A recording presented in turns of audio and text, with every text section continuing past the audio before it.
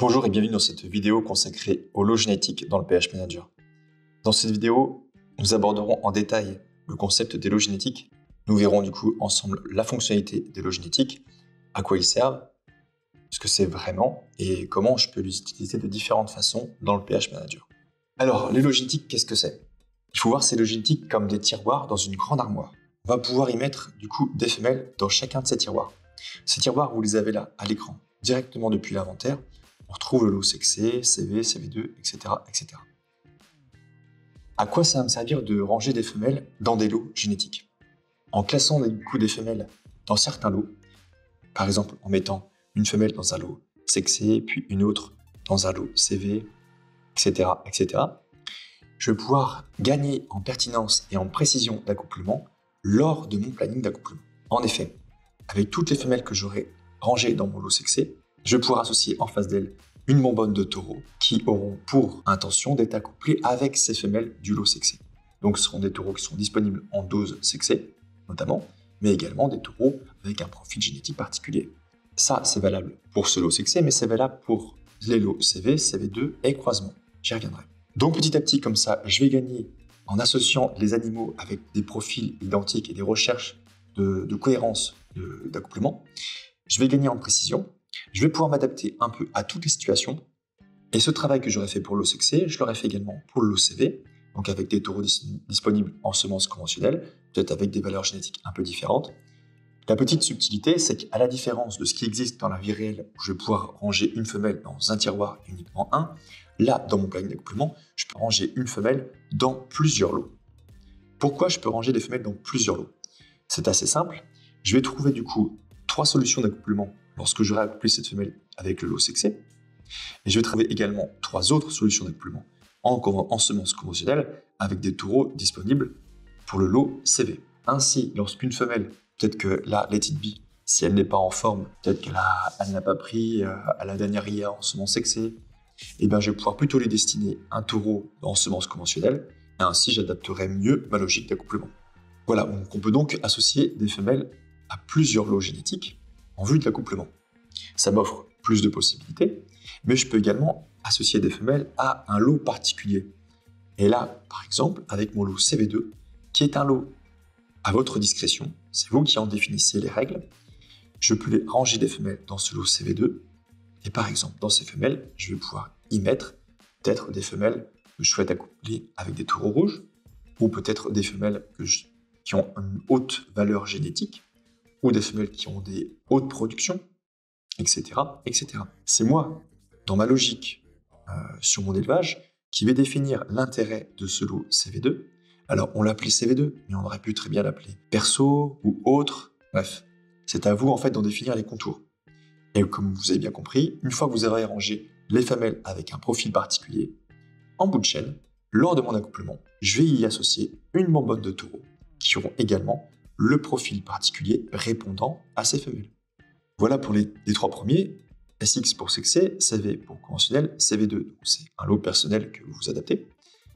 CR, c'est un lot croisement, donc là je vais y mettre des femelles pour lesquelles je ne souhaite pas forcément avoir un produit Holstein femelle, mais par contre que je souhaite conserver en tant que productrice sur l'élevage, tout l'intérêt du croisement, et je pourrais très bien décider d'y associer une bonbonne de taureau Holstein malgré tout.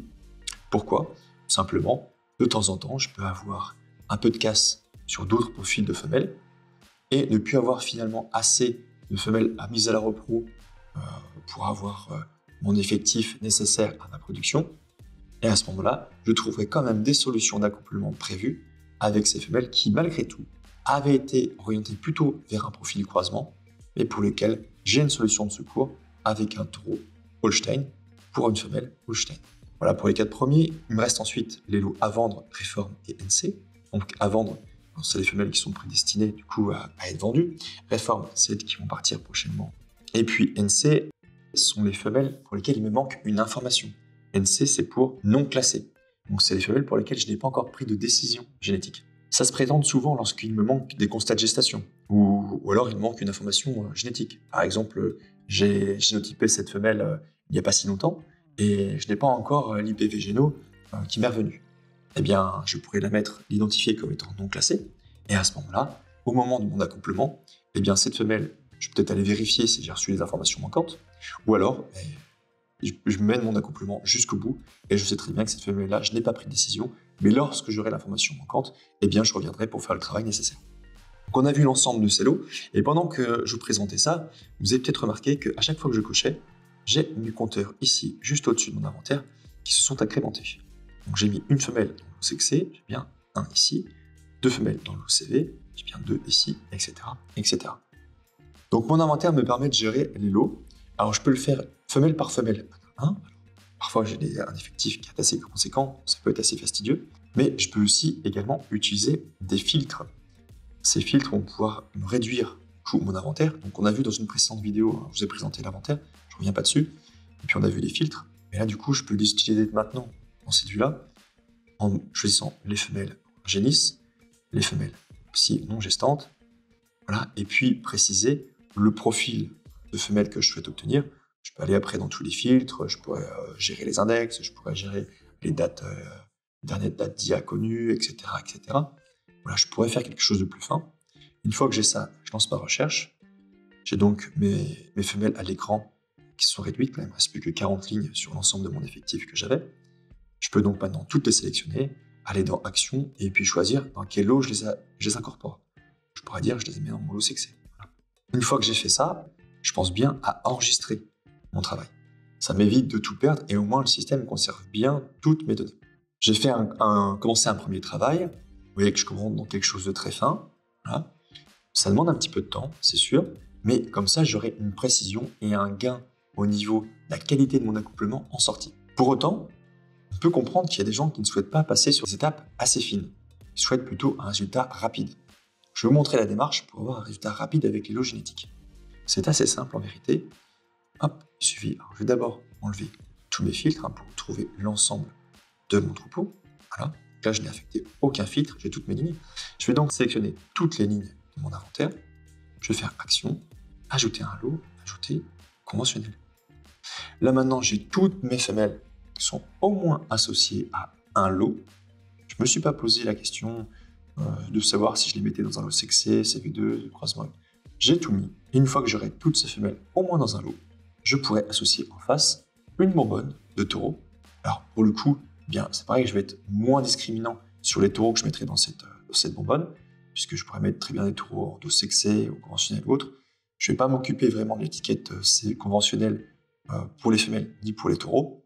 Et je vais y associer du coup ensuite à la fin une bonbonne de taureau en face de mes femelles qui sont dans ce lot CV. Tout simplement. Je reviens sur quelque chose de plus fin maintenant, où je souhaite un petit peu une dynamique un petit peu plus particulière, apporter un petit peu plus de soin. Si vraiment je souhaite sur certaines femelles, par exemple là j'ai mis des femelles dans mon lot CV2, eh bien je vais pouvoir aller refiltrer mes femelles du lot CV2, je vais lancer ma recherche, j'ai mes 4 femelles en CV2, je vais pouvoir aller consulter la fiche de chacune d'elles. Donc j'ai ouvert une première fiche, alors on retrouve surprise là, qui est en CV2, effectivement que j'avais coché.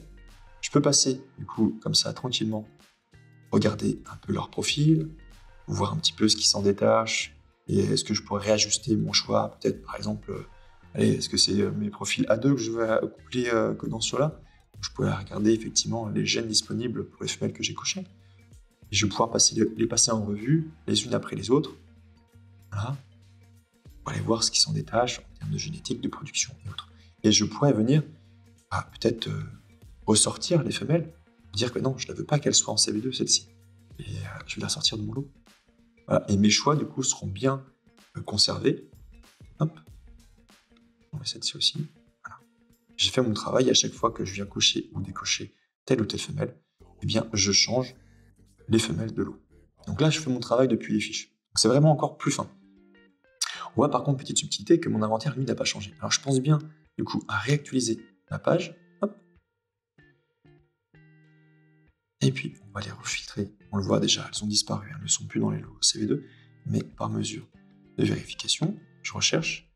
Et là, j'obtiens bien que 2 femelles, parce que j'en avais sorti 2 femelles tout à l'heure. J'obtiens plus que 2 femelles dans mon lot CV2. Voilà. Donc là, je vois bien mon travail qui s'est mis à jour.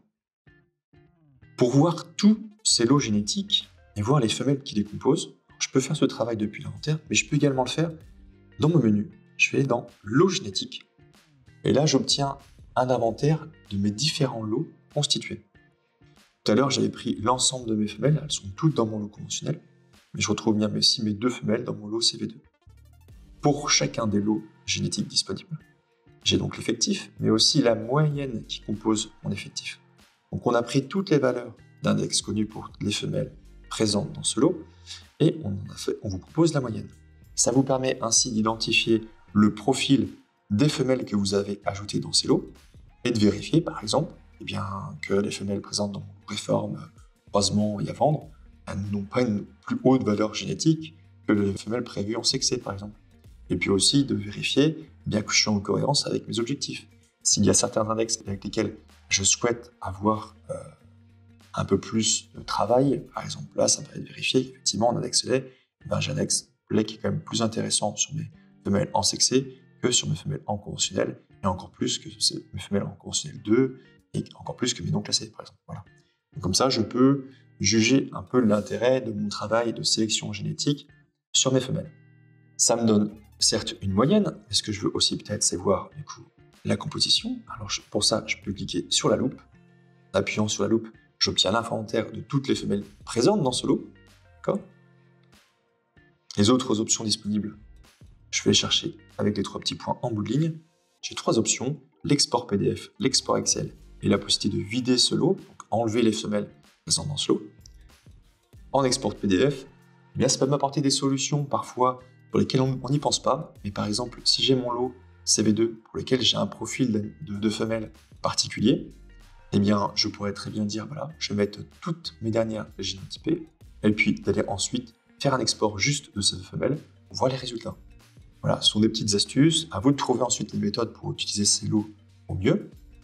Ça peut être donc du coup des astuces et des utilisations qui sont hors cadre du planning. Donc ce travail, on comprend que ça prend un petit peu plus de temps, mais vous aurez également un accouplement plus précis en bout de chaîne. Ce travail de sélection et d'ajout des femelles dans des lots génétiques, il est également fait par votre technicien selon votre formule d'adhésion à un PHF. Lorsque vous faites l'accouplement, vous demandez du conseil, vous pouvez très bien avoir effectivement ces lots qui sont constitués par votre technicien. Lorsque le technicien fait ce travail, il le fait dans le même environnement que vous, en ajoutant les femelles aussi dans des lots. Mais ce ne sont pas vos lots. En effet, là, on est sur les lots du cheptel. C'est le lot qui vous concerne vous, dans votre travail, et nous n'y toucherons pas à PHF.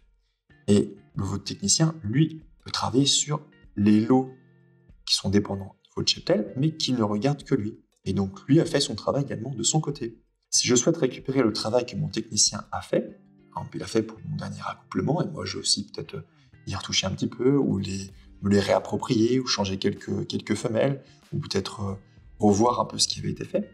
Je peux très bien basculer dans les lots génétiques du technicien. Et là, je pourrais regarder la composition de ces lots génétiques. Je peux y retrouver les moyennes qui avaient été faites, un peu comment ça avait été sélectionné. Et je pourrais aussi obtenir, tout pareil, un inventaire, un fichier Excel, importer ces lots dans mes lots génétiques du cheptel, un à un. Attention, là, je viens remplacer le lot génétique du cheptel, lot sexé, par le lot que mon technicien a fait. Donc là, du coup, je remplace intégralement toutes les femelles et je vais perdre mon travail que j'avais fait du coup, de mon côté sur la ferme. Alors, je peux le faire lot par lot, système d'import, et j'ai aussi un bouton pour importer tous les lots génétiques qui ont été créés par mon technicien. Vous avez bien compris que lorsque je vais faire un import total des lots, je vais remplacer l'ensemble de mes lots. Donc là, on est bien sur les lots du cheptel. Je vais demander à obtenir un import de lot génétique. J'ai une petite fenêtre qui me demande de confirmer quand même l'action, parce que ça va être un peu radical, je vais perdre tout mon travail. Donc là, je confirme, je suis bien d'accord. Hop, j'ai donc maintenant un inventaire, je suis bien sur mes lots de cheptel, j'ai récupéré le nom technicien. Pour vérifier, hop, je vais basculer. Côté technicien, j'ai exactement la même chose. La différence, c'est que si je rentre sur un lot technicien, par exemple le sexé, là, j'ai beau essayer de vouloir cocher des femelles pour les ajouter, je ne peux pas le faire. Le système me bloque, car c'est le travail qui a été fait par mon technicien. Malgré tout, maintenant, lorsque je reviens sur mes lots de cheptel, puisque j'ai importé les lots de mon technicien, si je me mets bien sur mes lots de cheptel, je vais dans sexé, et là, je peux tout à fait aller décider d'ajouter et de cocher des femelles pour les ajouter à mon lot. J'ai donc bien modifié mon lot génétique. J'ai donc maintenant plus d'animaux dans mon lot sexé, 33, que j'en avais dans les lots de mon technicien, puisque je ne peux pas y toucher, 29. Voilà. Voilà pour ce tour d'horizon sur les lots génétiques. On espère que vous avez compris tout l'intérêt de ces lots génétiques, à la fois pour gagner en pertinence et aussi pour s'adapter à plus de situations possibles pour l'accouplement. Pour autant, on a vu ensemble qu'il y avait des solutions pour faire un planning d'accouplement rapide, sans avoir à passer par des ajustements fins avec les lots génétiques. Je peux très bien du coup ajouter l'ensemble de femelles dans un lot conventionnel et d'associer en bout de chaîne une bonbonne de taureau conventionnelle. On espère que cette vidéo vous aura été utile et on vous souhaite une bonne utilisation des lots génétiques dans le PH Manager.